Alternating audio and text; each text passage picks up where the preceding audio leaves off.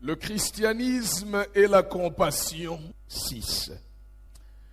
Nous étions très nombreux cette semaine à suivre cette conférence, ce séminaire initié par David Wilkerson. Et je me suis réjoui de la qualité des enseignements qui ont fait l'objet de nos réflexions. Et je voudrais ce matin vous faire un aperçu de ce qu'il a enseigné, de ce qu'ils ont enseigné. Je veux dire, parler au moins de 10 choses qu'ils ont enseignées. Et le thème était renouveler sa passion pour Christ. Nous sommes en train de parler du christianisme et la compassion, mais nous disons que le christianisme en lui-même est un mouvement de compassion. Et je commence déjà à citer ce qu'ils ont enseigné. Premièrement, une question était posée: pourquoi le grand nombre de chrétiens ne changent pas les cours de l'histoire de la RD Congo? Sujet de réflexion pour chacun. Moi, je me suis converti à une époque où il n'y avait pas de télévision chrétienne. Il n'y avait même pas d'instruments de musique dans des églises.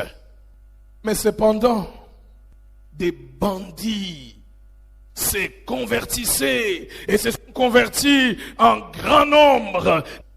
J'aimerais quand même vous dire que dans nos télés, dans nos radios, bien souvent, nous-mêmes, nous n'avons pas besoin de voir les gens être changés. Nous n'en faisons pas des instruments, des conversions, des changements de la nation. Nous en faisons des instruments de notre marketing. Voici autre chose qui a été enseignée. Le ministère, ce n'est pas l'affaire des sermons, des conférences, des titres, des programmes, des budgets. Ce n'est pas ça le ministère. Si tu as le ministère, tu as la parole, tu as l'onction, lève-toi seulement, commence à parler, commence à prêcher, commence à proclamer la bonne nouvelle. Et retenez ceci, les dons que tu as te créera de la place dans la structure. Troisièmement, ne jamais se féliciter d'être pasteur de multitudes, mais désirer ardemment être celui qui secourt quelqu'un. Priez et dites: Seigneur, aide-moi à secourir quelqu'un. C'est cela le ministère. Quatrièmement, le ministère, ce n'est pas l'affaire des foules. Le ministère, c'est quoi? Le ministère, c'est quelqu'un a besoin de toi. Cinquièmement, le ministère, c'est la compassion. Et la compassion, c'est quoi? La compassion, c'est une personne à la fois. Nous voulons être orateurs des foules.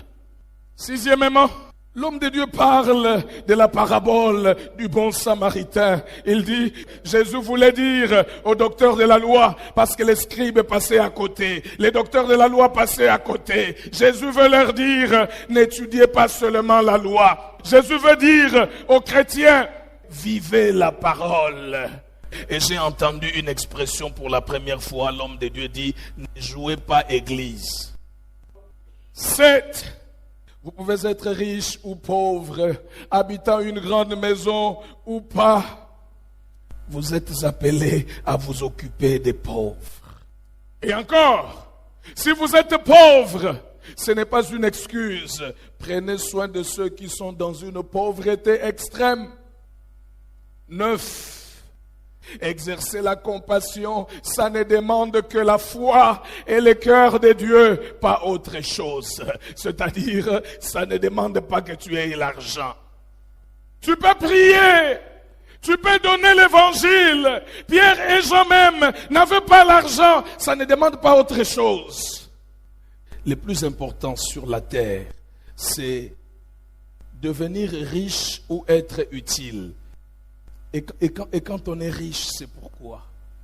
Et rendez-vous compte que celui qui a qui a 12 voitures garées sur son parking ne se sert que d'une seule à la fois. Alors, celui qui n'en a qu'une seule se sert d'une à la fois. Celui qui en a 12 se sert d'une à la fois. Alors, celui qui en a 12, à quoi est-ce qu'il est plus que celui qui en a une? Mais si il peut en avoir 12, il est utile. Si il pouvait être utile, si il peut être utile, pourquoi pas? Et l'homme de Dieu a curieusement conclu, les hommes de Dieu ont conclu, ont invité l'Église, les serviteurs de Dieu à sortir pour aller pratiquer la compassion.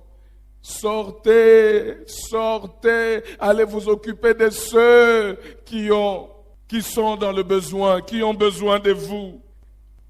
La compassion, c'est les battements du cœur de Dieu.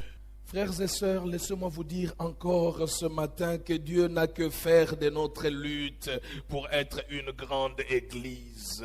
Les hommes de Dieu ont enseigné. Ils nous ont enseigné de ne pas utiliser le peuple de Dieu pour qu'il nous aide à bâtir l'église de notre prestige, l'église de notre confort, pour tout simplement assurer notre social. Nous allons lire Luc le chapitre 15 du verset 4 au verset 7.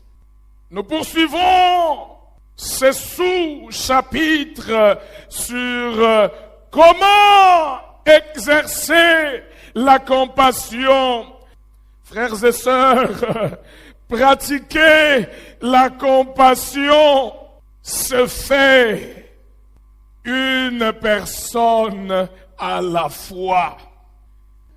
L'une des raisons pour lesquelles plusieurs parmi nous ne pourront jamais être comme Jésus, frères et sœurs, c'est parce que ils ne peuvent pas supporter ce que Jésus prône pour valeur. Pendant que tous nous voulons des foules, tous nous avons besoin des foules, mais Jésus, il donne la leçon, il enseigne, il dit, celui qui a 100 brebis, une seule s'égare, il laisse les 99 sur la montagne, il va à la recherche de la seule brebis qui s'est égarée, et lorsqu'il l'a retrouvée, il a plus de joie. Il évoque les habitudes des bergers. Un berger sécurise les 99 brebis sur la montagne pour aller à la recherche de la brebis qui s'est égarée. Et nous voyons Jésus-Christ lui-même dans son ministère. Dans Jean au chapitre 3, nous le voyons s'appesantir sur Nicodème seul.